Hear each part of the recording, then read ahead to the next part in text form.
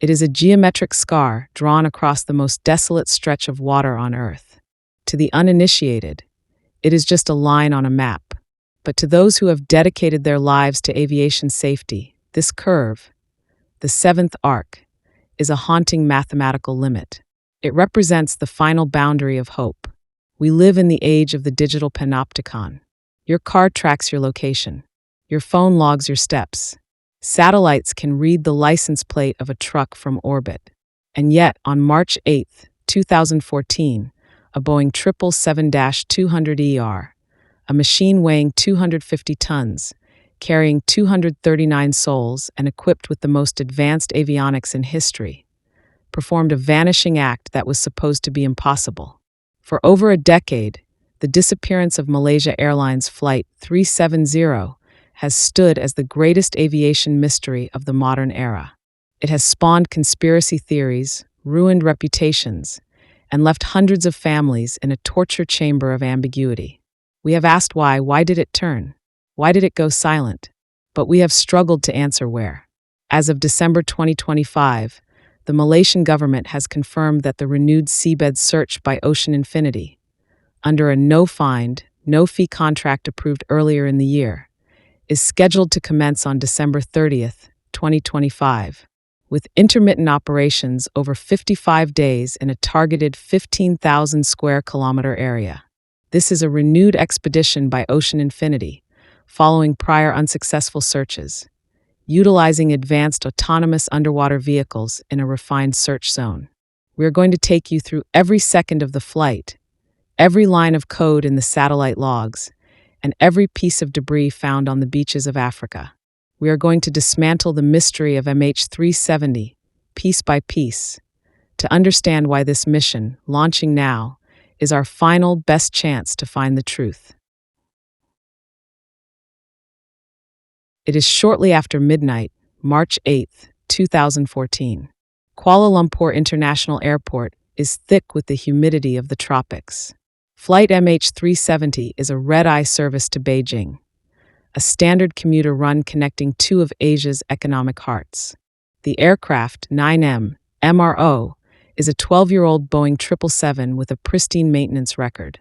In the cargo hold, ground crews are loading a manifest that will later be dissected by internet sleuths for years.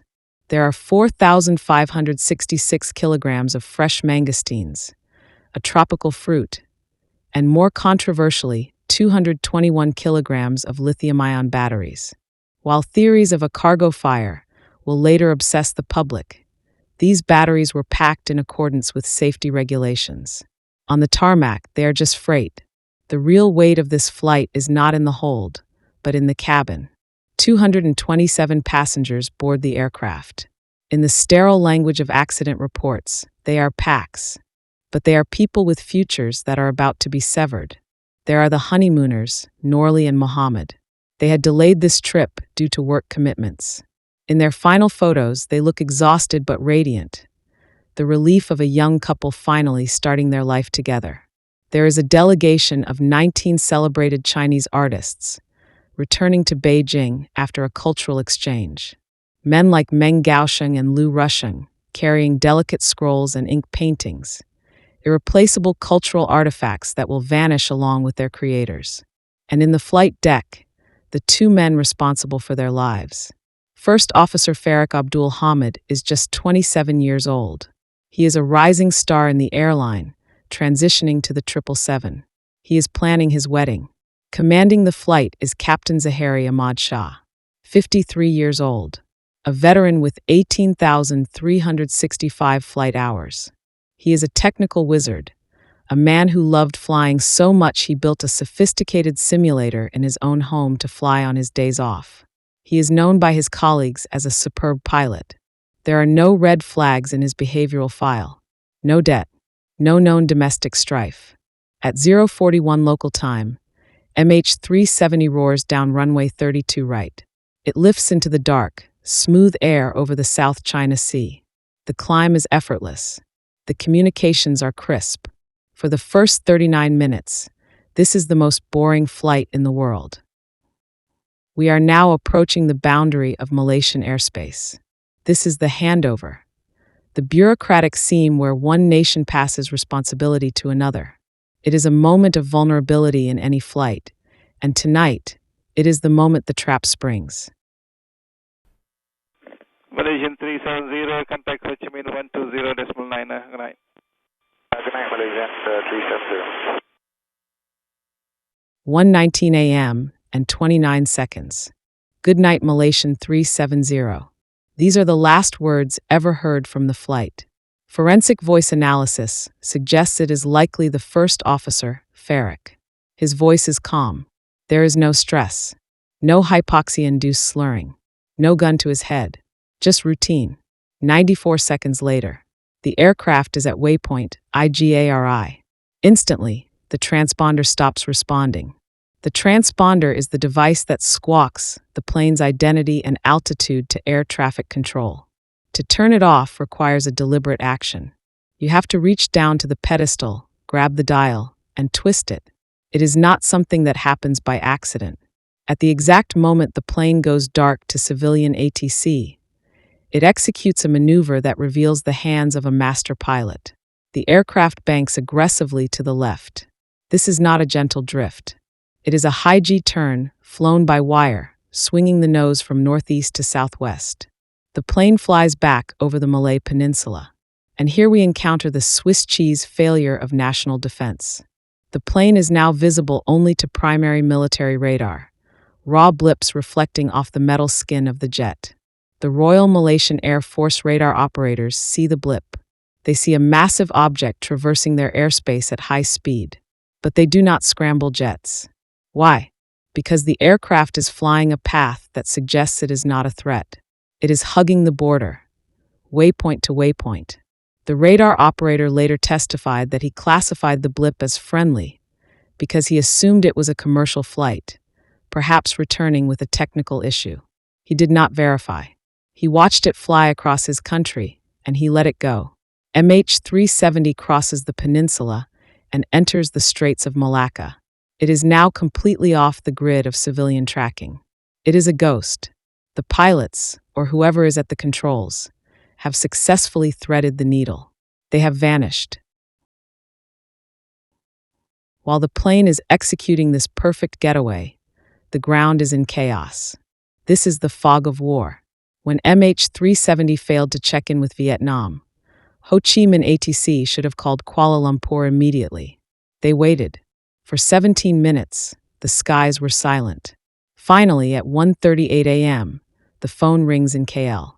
Have you seen MH370? Panic sets in. Malaysia Airlines operations, relying on a projection system rather than live data, erroneously tells ATC that the plane is flying over Cambodia. This was a fatal distraction. For the first crucial days, the entire search and rescue armada of Southeast Asia was deployed to the South China Sea, east of the peninsula. They were looking where the plane should have been, not where it was. They found oil slicks that turned out to be ship fuel. They found debris that turned out to be trash. It was a circus of false leads. The plane was nowhere near them. The plane was thousands of miles away, flying into the night. The truth came from a company that doesn't track planes for a living. Inmarsat, a satellite telecommunications firm based in London. Even though MH370's data reporting systems, ACARS, were turned off, the terminal on the roof of the 777 remained powered.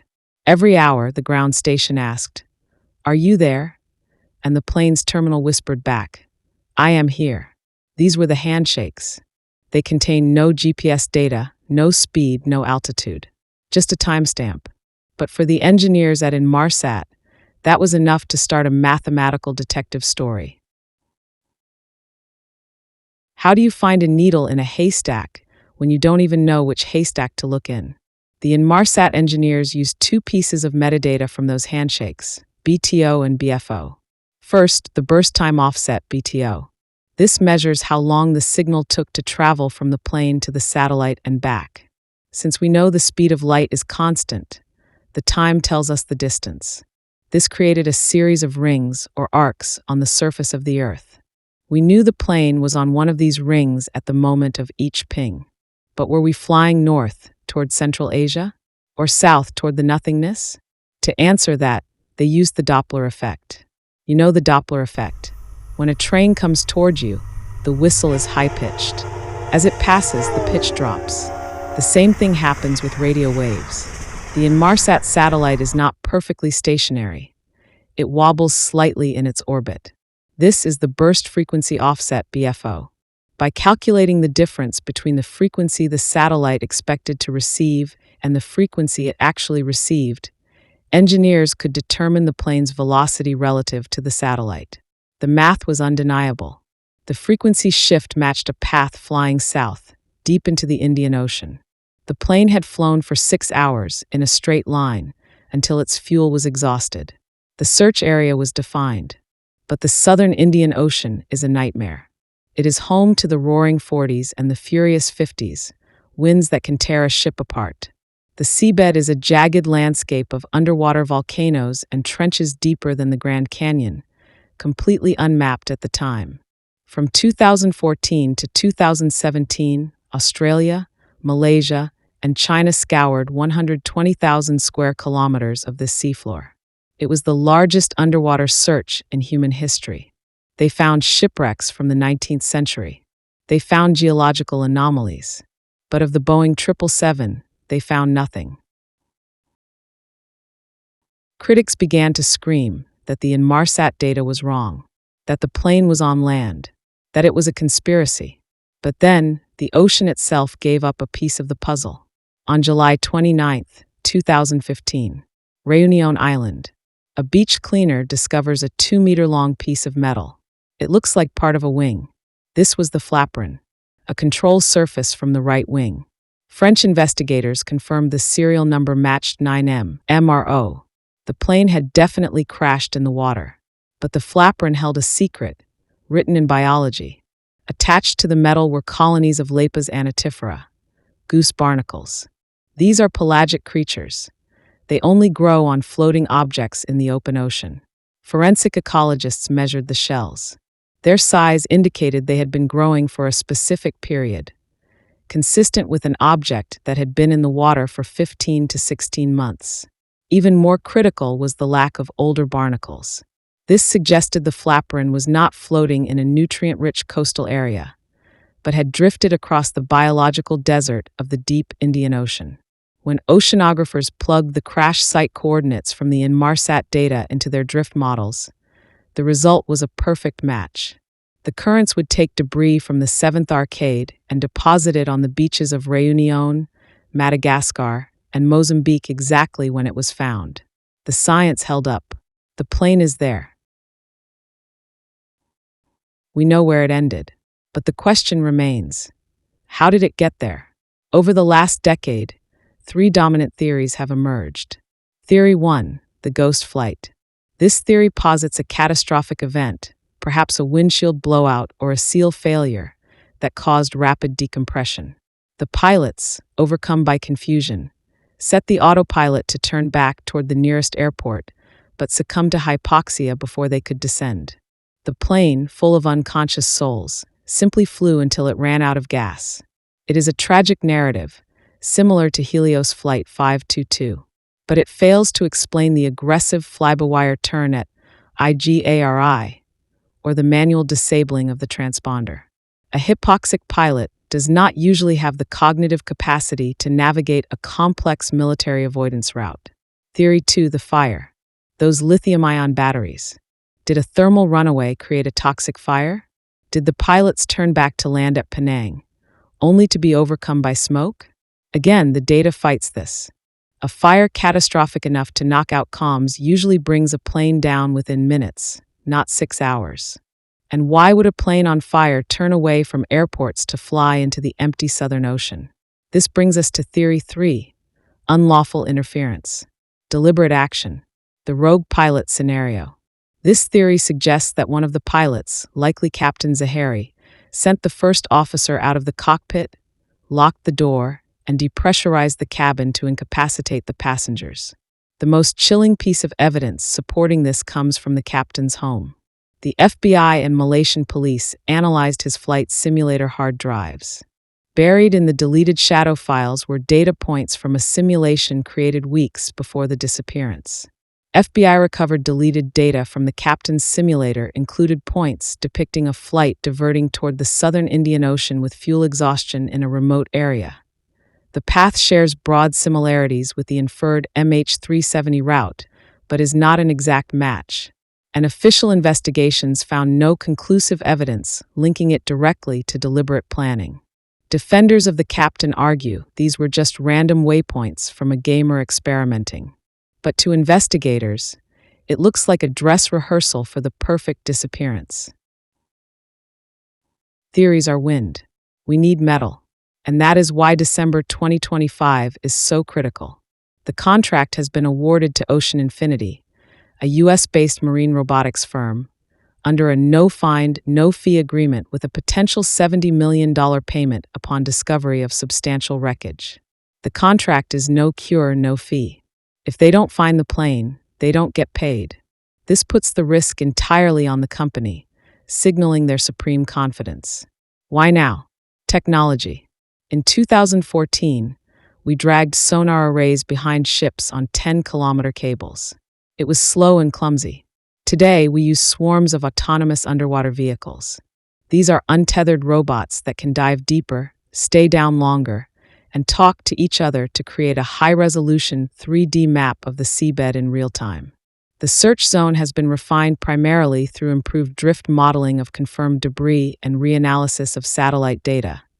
Whisper data has been widely assessed by experts, including its inventor and independent researchers, as unreliable for aircraft tracking due to insufficient signal strength and detection limitations. We are looking in a smaller, smarter box. The experts believe the wreckage is there, likely just outside the borders of the previous search, waiting in the dark. Finding MH370 is about more than solving a mystery. It is about closing a loophole in aviation safety. Because of this tragedy, the GADSS, Global Aeronautical Distress and Safety System, was implemented. New planes now report their position every minute when in distress. We have ensured that a plane can never again simply vanish. But for the families, safety updates are cold comfort. They live in a state of ambiguous loss. Without a body, without a crash site, the mind refuses to accept the death. They have waited 12 years for a funeral. As the search ships steam out of the harbor this month, they carry the weight of the world with them. They are sailing toward the seventh arc, to that thin red line in the ocean. We may never know what was said in that cockpit. We may never know the terror or the silence of those final hours. But we owe it to the 239 souls to bring them home. Good night, Malaysia 370.